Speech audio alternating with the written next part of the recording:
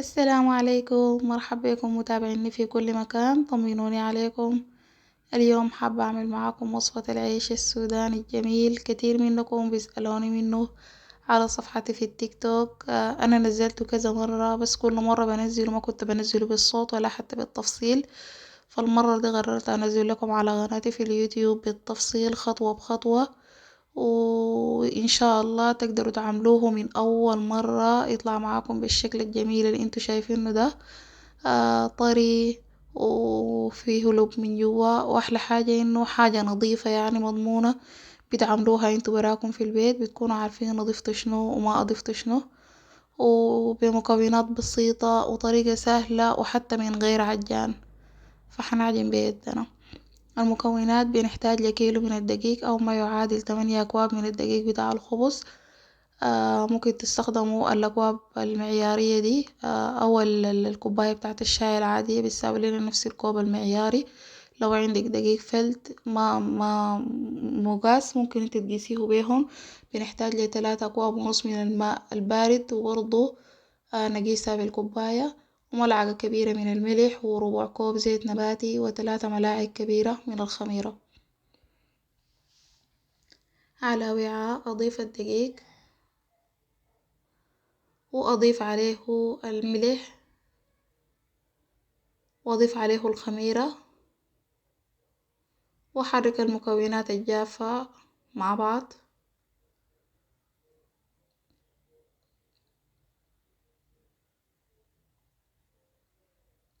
أضيف عليهم الماء البارد وأنزل عليهم بالتدريج لما تتكون معايا عجينة متماسكة.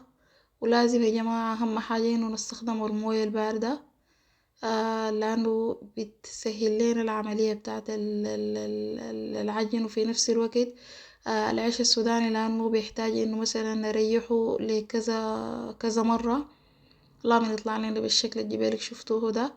فلو استخدمت ماء دافي فالعجينة حتخمر معاي سريع قبال ما أقطعها وأشكلها. فعشان كده استخدم موية باردة لما نجي أعجن بيها. أواصل العجين كل مرة وأضيف الموية بالتدريج لما تتكون عندي عجينة متماسكة. أضيف باقي كمية الموية وأواصل عجن.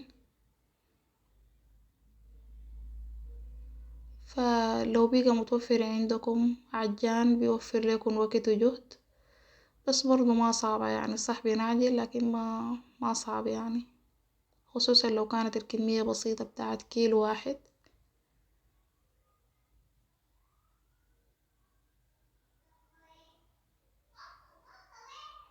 حسيت انه الوعاء شوية ضيق، فقررت انه اخدها في الفرشاة واعجنها.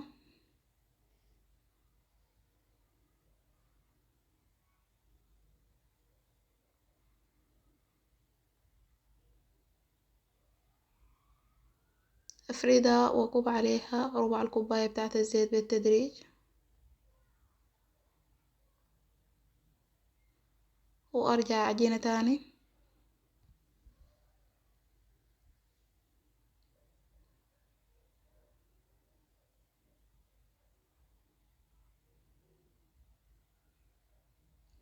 كده العجينة بقت جاهزة ما شاء الله، طرية وقطنية.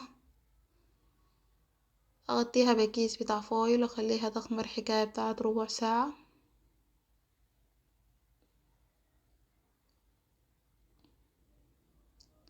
ده شكلها بعد ما خمرت.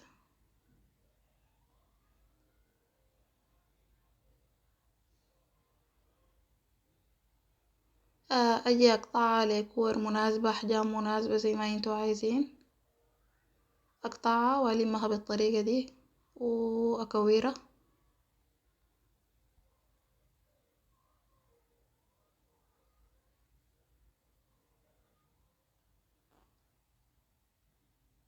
واواصل بالطريقة دي لما اخلص الكمية كلها.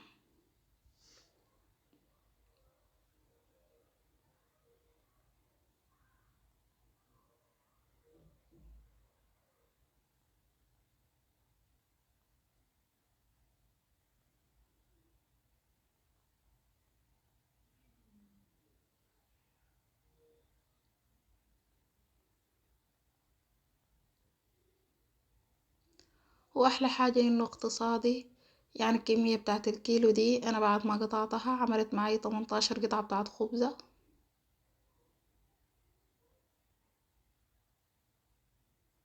وحاجة نظيفة ومضمونة ومعمولة في البيت.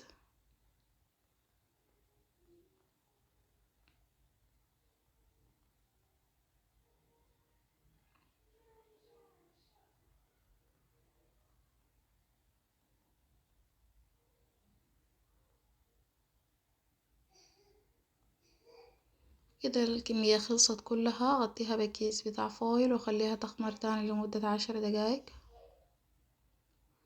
ده شكلها ما شاء الله بعد ما خمرت. لو ملاحظين حجمها اتضاعف. اروش دقيق شوية على الفرشة عشان ما تلزق ليا، ولما اجي ارفعها احطها في صينية الفرن تطلع معي بسهولة من غير ما شكلها من فوق تخرب او تتطبع كده صوابع صوابع. افردها لسمك مناسب. دي الطريقة اللي انتو شايفينها دي.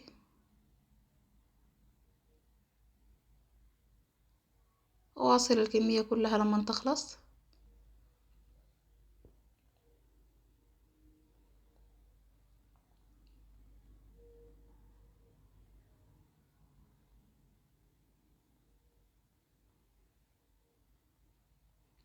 واغطيها واخليها تخمر تاني لمدة 10 دقايق. وهنا دي باقي الكمية برضو عملت لها نفس الشي، فردتها وحغطيها. في المسافة دي اسخن الفرن لأعلى درجة حرارة من فوق ومن تحت، وصينية الفرن اخليها قاعدة جوا السخن. ده شكلها بعد ما خمرت 10 دقايق. ارصها في صينية الفرن وهي حارة.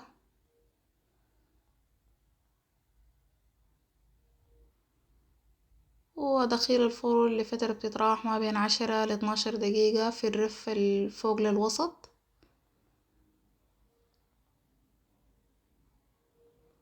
وفيكم تتحكموا في درجة السوا بتاعته، لو عايزينه مجمد شديد، لو عايزينه مستوي استوى وسط، لو عايزينه يكون ابيض. ففيكم تتحكموا في درجة السوا بتاعته. الصورة الاولى دي كانت 18 خبزة اللي عملتهم، ودي كمية بتاعت 3 كيلو من الدقيق. انا دايما بفضل انه اعمل كمية تقعدني على الاقل شهر، عشان ما بقدر مع الاطفال كل مرة اسويه، فبحفظه في الفريزر، وكل ما نحتاج بنسخن بالميكروويف وبيكون زي الطازج كأنه عملته الآن. ده شكله النهائي، وبتمنى انه ينال اعجابكم. جربوه وان شاء الله زي ما قلت لكم حينجح معاكم من اول مرة. وطبعا خبزنا السوداني ما بيحلى الا بطعمية وكوباية بتاعت شاي. وما تنسوا تعملوا اعجاب للفيديو واشتركوا في القناة لو ما متابعيني. شكرا لكم، الى اللقاء في وصفة تانية.